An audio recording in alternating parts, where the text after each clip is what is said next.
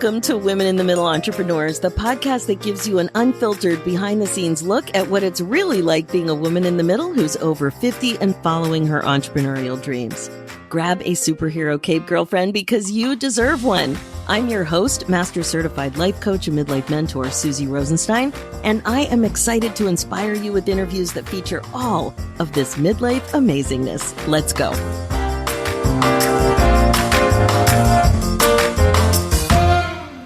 Hey there, welcome back to the show. We have another really exciting interview ahead of us about saving the planet using a real estate license. You're going to love the story, and you're going to love meeting my guest. You're going to be meeting Carolyn Pistone, a woman in the middle entrepreneur who's the president and managing director of the only commercial real estate service firm in the world that is a certified green business, a certified women-owned business, and a B-Corp. You're going to honestly just love hearing about everything that Carolyn's up to. Welcome to the show. Thanks so much for joining us today. Thank you so much, Suzy. I'm thrilled to be here. I am really excited. Like, I don't get a chance to talk to people like you that often doing something like this. So good. I know we're going to have a great conversation about your midlife entrepreneur story. We're going to be talking about your business and what's going really well, and also what midlife issues might be getting in your way a little here and there, sometimes a lot, and challenging for you in your life as well as being a business owner. So let's get things started. If you could just tell us a little bit about how old you are, how long you've been an entrepreneur, a little bit about your entrepreneurial journey, and of course, what it is that you do in the world. Take it away. Well, I am 62 years old. And so if I live to be 125, I will officially now be in midlife. One of the hardest things about being a midlife entrepreneur is to realize that you're a lot closer to the end of your career than you are to the beginning of it. And it feels like you're just getting started with what you're meant to be doing. Exactly. So much of this is, coming up. You're just sort of figuring out who you are in the world and how to navigate and feed yourself and take care of your family and all those things. Our company, as you said, is a certified woman-owned business, a certified small business, a certified green business, and a B-Corp. And all of those things, we got all of those certifications almost immediately when we launched the business, because we were really trying to put out a flag and make a commitment to walk our talk and really use our business as a force for good in every property that we touch. So we do large-scale property management throughout the state of California, primarily for big corporations and government entities. And that's part of where the certifications come in handy. Because in the United States, there's a whole lot of mandate where there's a target spend for businesses with these types of certifications. So it enables us to come in, bid on projects that normally would go to Fortune 500 companies. So that's been awesome. And then when nobody's looking, we do this green stuff. And recently, we're 3 years into a 10-year contract as a subcontractor with the state of California. And we were able to put 100,000 square foot solar array on the roofs of that campus with no out of pocket from our client, from the state, or the landlord. And I'd like to say, if you're a taxpayer in the state of California, you're welcome. Because we just got you cleaner, cheaper energy right away. And it's also, we're uniquely positioned as the property manager to be able to pull off some of these things that our clients couldn't pull off themselves, or the landlords couldn't pull off themselves, because it's not their core business. So one of the things that we do that's different, and I don't know if you know what property management is, it's pretty boring. You collect the rents, you pay the bills, and you maintain the property. But we're able to be in touch with all the different green nonprofits, all of the different incentives, whether they be tax or from different organizations. And also, we're in control of the budget for any particular property. So we're able to look at what are the energy costs, what are the opportunities. I can say that in California, we've suffered a lot of drought over and over and over again. I'm remembering when I was little, we had our first big water shortage. And it was during a time when, I love it, she's 50 now, so she'll hate this, but when my little sister was being toilet trained, and we weren't allowed to flush her toilets during the water shortage. And when my sister comes to my house, she still doesn't flush the toilet. So water savings has been at the core of life here. And I can say that our company, with just these in this tiny little area with some of the water saving measures that we've put in, we've saved 30 million gallons of water to date in our community. Wow. So I feel justified in taking my long shower in the morning. Well, I have a lot of family in California, Southern California, and I've also been fascinated by solar panels. But living in Toronto, we do not have the same kind of sunshine that you do in California. And I remember when my uncle pointed out to me, it was in Palm Desert, he pointed out to me some of the way solar panels are being used on parking garages. And I just had never seen anything like that because everything's low rise. And so it's very easy to see what's on a roof, right? And I was just so fascinated by what you can do. And you're taking that to a whole new level. Well, the other thing about those carport solar panels is they provide shade. And in an area like Palm Desert, you need to park your car in the shade. And there isn't a lot of shade there. So it serves a dual purpose. The other thing I'm starting to see a lot of one of my friends that I used to work with in the real estate business owns a company now called Cell to Terre, which is they produce floating solar arrays all over the world. So, and they don't put them in the oceans or places like that. They put them at water treatment facilities, other places like that where the land is already being used for something else. And in some cases, one most recently, I think they might have even done it in Canada. They had solar panels in their water treatment facility, and those solar panels actually powered the water treatment plant. Wow. And one of the things I've learned from all my brilliant associates that are working with me to try to save the planet is that most of the energy that's used in California is used to move water around. And so if we can save water, we can save a whole lot of energy.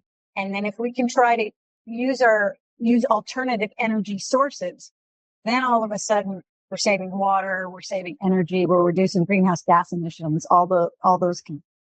Wow.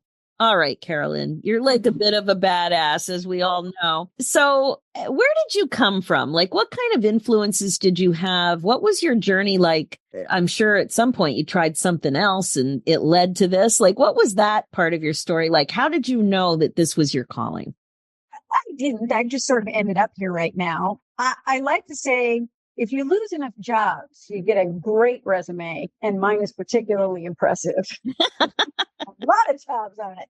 I actually came out of the entertainment industry. I have a master's degree in directing for theater, film, and television. Wow. And I, through a number of things, I was trying to work my way through my master's. So I got a job as a gopher at a digital visual effects facility, which what makes that industry famous is when I got this job, they had just made Jurassic Park in that industry. So that it was cutting edge industry, new technologies, awesome. And I was just answering phones and, stocking the fridge and getting coffee and doing stuff like that. And I had prepared for this big lunch staff meeting. And at that staff meeting, the production manager got up and announced she was going to be leaving in a couple of weeks because she basically had been poached by another new company. And they were going off to make the movie Titanic. I don't know. And the person who ran the studio was very angry. And he said, you don't need to stay 2 weeks. Pack your stuff right now. And you got 15 minutes to get out of here. And then he turned to me in front of everybody and said, her job is yours if you want it. What? Wow. And I was sitting there and I was like, I want it. And so I went home and came back the next day and said, okay, what is it we do here? And I came through school and computers were right behind me. I went off to college with my, IBM electric typewriter, and I thought I was really cutting edge. Oh, I was right there with you, Carolyn. And all of a sudden, all of IT reported to me. Wow. And we were doing a completely data-driven technological thing. So there were a couple of practical jokes that made fun of my lack of knowledge, but I learned really quickly, not just about how technology works, because I still would rather not. I just bought a new car, and my new car and my smartphone talk to each other, and they're both smarter than me, and they're conspiring against me because I can't do anything. But more than that, I learned how business works, how that industry works, how to manage people, particularly how to manage people that are maybe more educated in their field than you are. And it was really very valuable. And 3 years later, I was the head of operations for a very famous movie studio that was just forming. And I got to be involved in every aspect of the growth of that company during their first 2 years. So that was an education unto itself. Yeah. And when I left there, I started my own consulting business because a lot of people I had worked with before were starting their own businesses and they needed things. And I ended up getting recruited by one of my clients a couple of years later. And that client went the way of Enron and WorldCom. I don't know if you remember that, but they basically artificially inflated the stock, and all the top guys left and they were all guys. All the top guys left with 7-figure parachutes about 90 days before the company went bankrupt. Wow. I was literally the last person out the door in California. I laid everybody off. I kept our creditors at bay, and I handed over the keys, turned off the lights.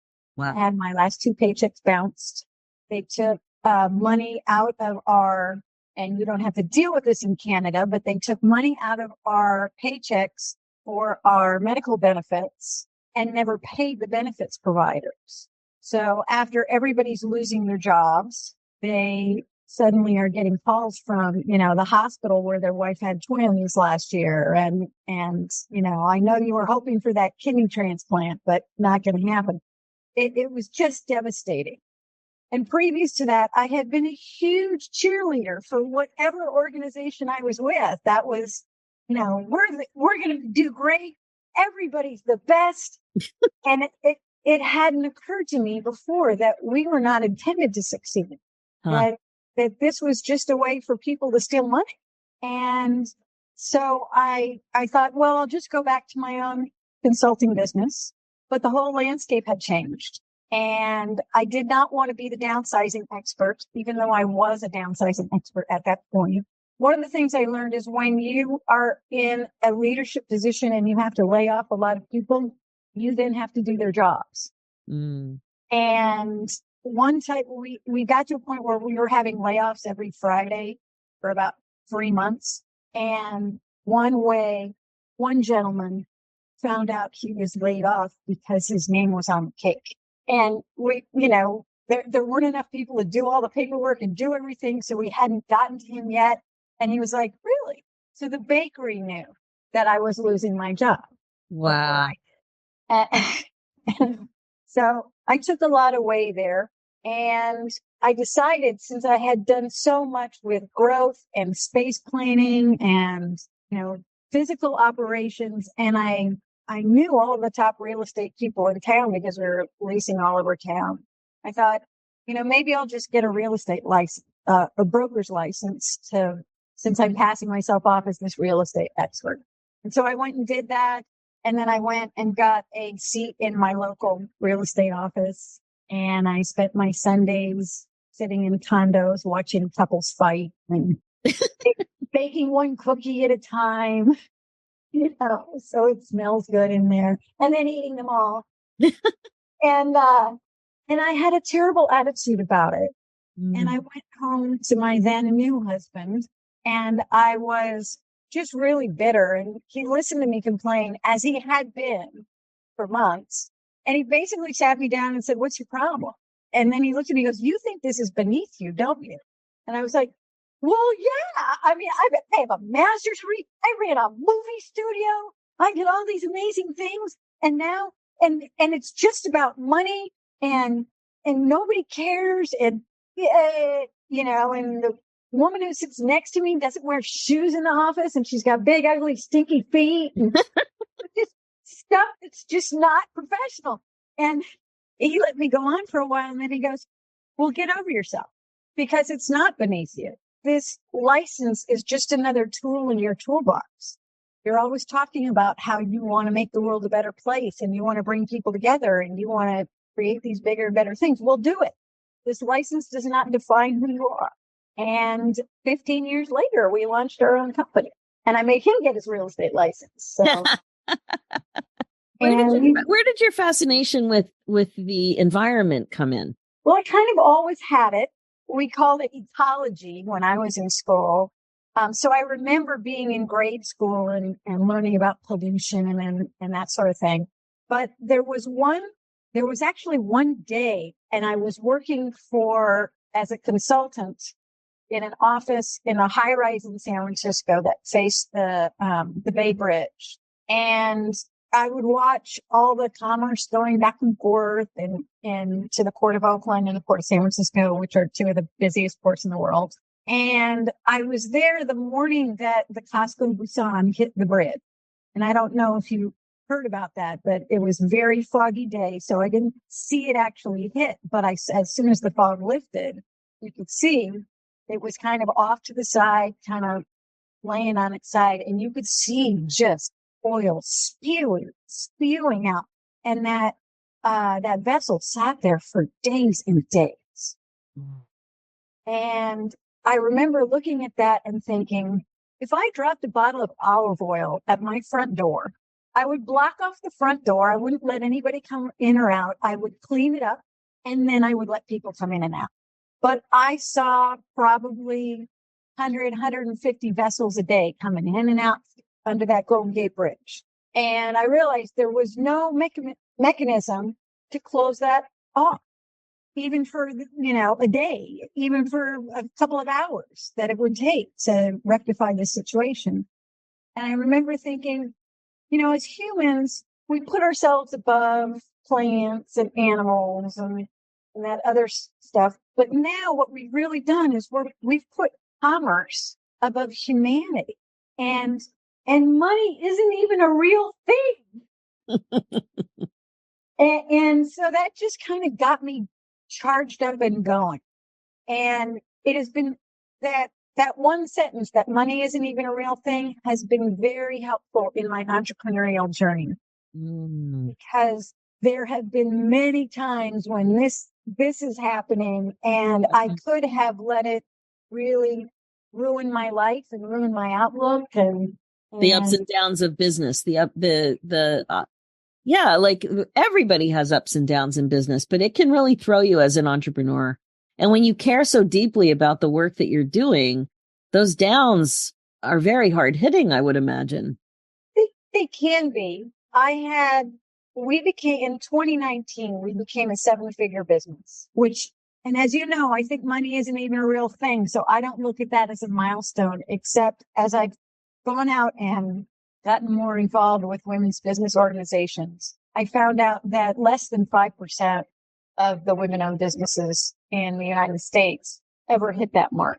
So I try to mention it so that the other women's businesses will get going too, because as women, we spend all the money. We're in control of all of the household money. We should be making all the money. Yeah. No, you make a really good point. But the other thing is that milestone means the impact of your work has been huge. Not as huge as it's going to be, but yes. Indeed. Oh my gosh. I knew your story would be really interesting. And again, a lot of the work I do is with midlife women who either don't know what they want or they're making a pivot, or if they're in business, they want more balance. That tends to be some of the main reasons that people are looking for help. And of course, I'm a mindset coach working with midlife women. Mindset is always there for sure. It's the foundation of how we feel and how we show up in the world. But the other thing that so many women want, especially at our age, is we want certainty. I don't know where I should go. I don't know what my passion is. And could you please just tell me and give it to me in a wrapped, present looking box so it's ready to go? We want certainty. And the more people I talk to, and I talk to so many people doing 2 podcasts, is it's one best decision at a time. Like we just don't know more than that. And you can really see that with your business and your husband sharing some insight with you about the way you were going on. And then you leaning into some natural curiosity about things you've always been interested in, which is so much a part of what can best direct us to real fulfilling work, don't you think?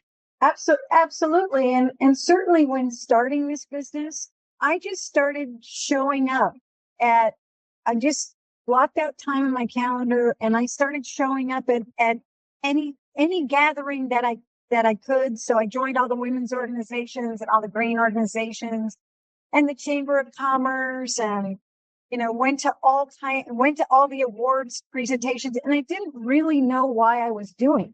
Right. Ooh. And it felt a lot at the end of the day, like, what did I accomplish today? Nothing. I went to a thing and I said, one holiday season, I said to my husband, I go, I am so sick of wine and cheese. And then I was like, oh, talk about your first world problems. Yeah. Oh, poor me. I'm so sick of wine and cheese. But what has happened is that, first of all, everybody changes jobs. Everybody's doing other things. If you can bring your whole self to your whole life, and I'm writing a book about that right now. Nice. Is where you are your authentic self. You show up and you're vulnerable. You learn something every day and you meet somebody new and you connect with them. I have had clients that come to me and we close deals as the result of having met them 6 years ago at something else. Exactly. Yeah. And I have one person, we're working on a big turf conversion project together. And she works for this nonprofit and she's the project manager on that side. And that's where you take out the lawns and the sprinklers and you put in a drip system and drought tolerant landscaping. Well, we had done a huge turf conversion project for which we made a video years before. And I had been working with this woman for a couple of weeks before I went, we know you from somewhere. And she's probably 40 years younger than I am. And she finally said, I was actually at that event. I was a volunteer at that event when I was a student. And that's part of what inspired me to come and work for this nonprofit. And I'm now managing this project. And I looked at her for a second. I went, oh, you were in our video. You talked in the video. It's so great to see you. Oh, I love that. So it's so validating, and it means the work is so much more than what I can do in a day. Yeah, absolutely. That's great perspective. And really when you talk about how much younger she is, of course, you're not going to be in the same circles in a lot of parts of your life, but there it was.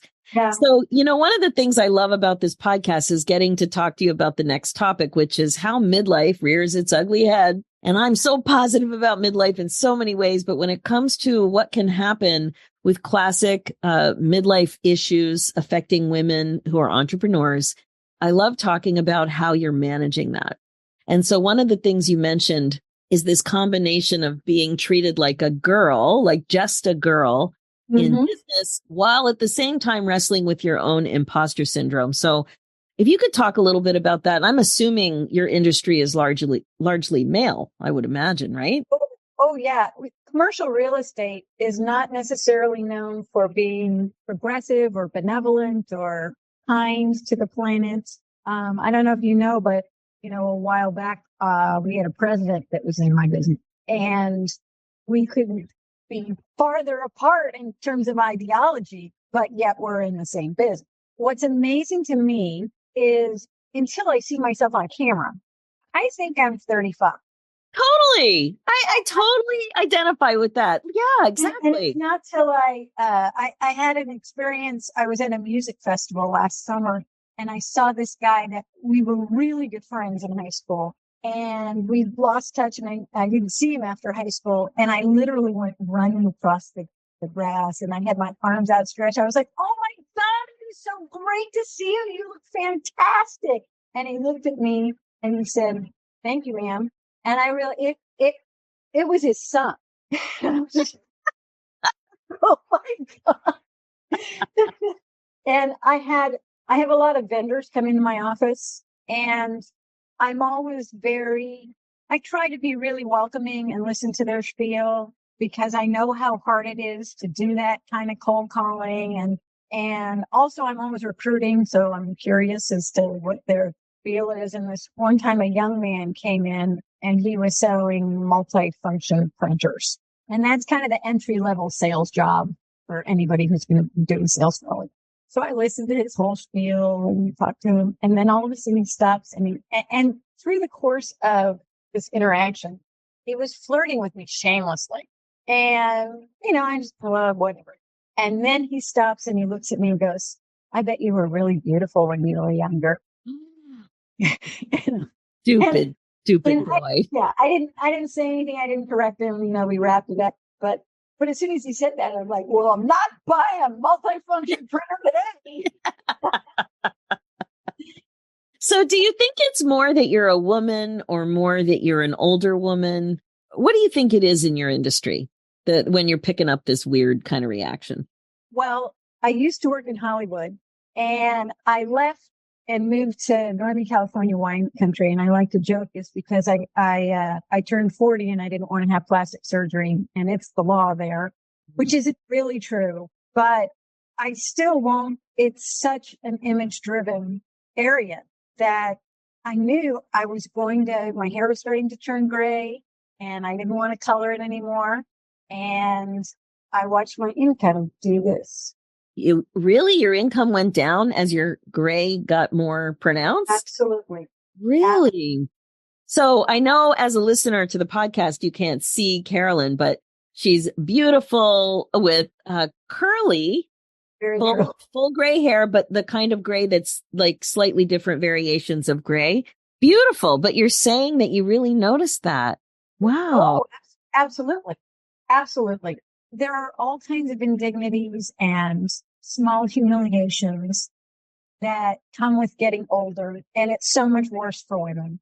And a huge part of, unfortunately, building a business as a woman is most of the people you're doing business with are men.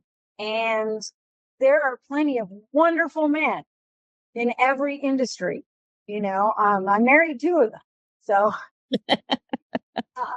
but there is a whole lot of conditioning where if you are not young and attractive, you start to become invisible and irrelevant. And that's a nightmare when you're trying to build a business. Yeah. I remember being a really young woman. Not really. That's kind of a moving target these days. Yeah. I was early 30s, and I was working in the entertainment industry, and we were at some conference, and we're all at our big 10 round tables. And I'm talking to this man who actually didn't know, but professionally, I was here from him. You were above him. I was definitely above him professionally. He didn't know that because he hadn't bothered to ask me what I do. And we were talking about something, and y'all can't see me, but I make a lot of faces and I gesture a lot with my hands, and it's just part of who I am. And a couple of times he interrupted me and he said, "Stop doing that. Stop doing that with your eyebrows. You're going to get wrinkles." And I just sort of ignored it and moved on. What? He said it twice. And then the third time he put his thumb in between on the bridge of my nose. He touched you? He put his thumb on the bridge of my nose and said, "Stop doing that. You're going to get wrinkles."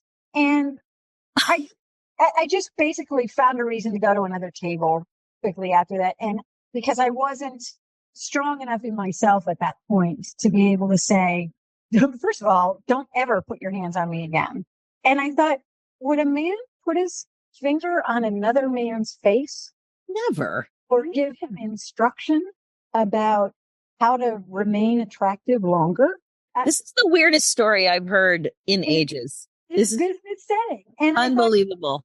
And he wasn't a bad guy. He wasn't. But there's something in our society that made him feel entitled to give me this kind of feedback. Yeah. Even though I had not requested it. So there's all kinds of things like that.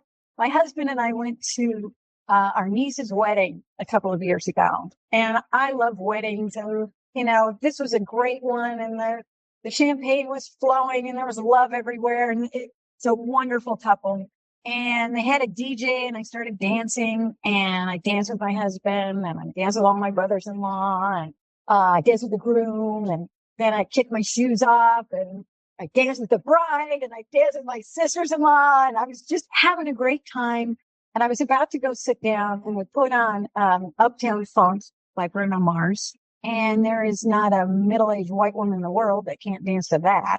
So I come out, I'm in the middle of the floor, and I'm doing my best moves in my mind. And the maid of honor was dancing nearby me, and she looks over at me and she smiles and she yells, "I think it's so cool that you're still out here." And I was like, wow. "Oh, sorry. let me go find a chair and sit and wait for death." There's wow. this thing that as we age, we're not supposed to express joy. We're not supposed to be comfortable in our bodies. We're not supposed to believe in what's really possible, that the best things have already happened, Yeah. I just wanted to ask you about one more thing that you mentioned, is that you still deal with a bit of imposter syndrome, which I have to say, as understanding your credentials and your accomplishments and your success, it's always so easy to believe that people who have gotten where you've gotten to would still be dealing with that. But it was so honest for you to share that. So when would be a situation where that might come up? I mentioned to you earlier, and it may have been before we started recording, but I went on a 10-day women's retreat recently. And the retreat was led by somebody that I really admire and love. And a lot of the other women would give little workshops. And she had asked me beforehand, would you like to do would you do a workshop? And I was like, yeah, sure. And I wasn't supposed to do my workshop until day 9. So basically I was on vacation. I watched all of the other presentations, and I gained a lot, and I made friends and had a great time. And I never even opened my workbooks until the night before I was supposed to do my thing. And so I opened it up and flipping through the pages, and I finally get to the page that has my smiling face, smiling back at me. And the title of my talk is Lessons from a 7-Figure Phenom. And first of all, how arrogant that I hadn't even opened up a workbook. And I'm not afraid of a microphone. I have a performing arts background, and I used to do stand-up comedy, and not being afraid of a microphone, by the way, has done more for my business than any of my other. Oh, it's a superpower for sure. Yeah. Exactly. And I thought, these women are going to be listening to me because they think I'm going to tell them how to make $1 million. And I don't really know how to make $1 million. I don't know how to make $1 million. I don't. I have nothing to add. But yet, what I did, first of all, I discovered that these women, and most business women, especially after when you get into midlife, are among the most open, brilliant, supportive women you could be. So I couldn't have had a better audience. And they were so willing to benefit from anything I had to say. And what I discovered when I started talking is that I have been bankrupt, and I have been a millionaire, and more than once in my life. And that I really do know something about. Yeah, a couple things. Yeah. And as I was talking, I was like, oh, I really do know this stuff. But and what I'm finding as I get to a point in my business where my business is running, it doesn't necessarily need me micromanaging in it all day, every day. Yes. And I had these feelings of kind of failure because I'm so used to struggling and efforting in my business all the time. And then I realized that founding and growing a business is very much like raising children. You go through a whole lot with trying to conceive and pregnancy, and you suffer through birth, and then they're completely dependent on you and you're caring for them all the time and doing all this stuff. And then you prepare them to go out in the world and then you watch them thrive. And it's the same way in business. I'm not an imposter and I'm not a failure because my children grew up. That is the very definition of success. Yes. Oh my gosh. That's right. That's a great place to end. It's full circle, really. And so much of what you shared has to do with trust and persistence and courage and not being afraid of going for it. You know, you might be afraid, but you're doing it anyway. So how can people get in touch with you? What's the best way? Well, you can go to my website, which is www.clearbluecommercial.com. And I'm also on LinkedIn and Facebook. So as is my company. And so could you just spell it out just to be super clear? ClearBlueCommercial.com. clearbluecommercial.com. Okay, perfect. And on Facebook, it's Clear Blue Commercial. And on LinkedIn, it's Clear Blue Commercial. Perfect. Lots of consistency. All right.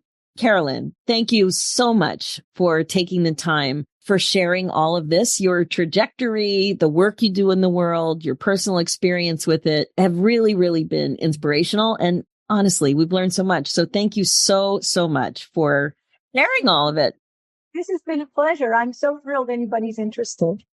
Oh, very interested. And that's what's so funny is I thought you were from North Bay, Ontario, and that I didn't understand what North Bay meant. Northern California. Yes. So, I mean, that's what I mean. I learned so much. All right. That is it for now. If you're listening and loving what you hear, please like and subscribe. Reviews are great too and much appreciated. And if you're a woman in the middle who's 50 or over and an entrepreneur and would also like to come on the show, please go to www.midlifeinterviews.com and fill out an application. I'd love to have you on to share your story. Thanks so much for listening. It's never too late for you to put yourself on your agenda. I'm Suzy Rosenstein, and I'll talk to you again soon. Now, real quick before we say goodbye, if you are connecting with this show, I'd love to invite you to a happiness breakthrough coaching session. It's my laser-focused coaching call that will help you get clear about what's getting in your way as a woman in the middle entrepreneur and confident about your next steps to more happiness in your next chapter. Head over to www.nextchapterbreakthrough.com. Talk to you soon.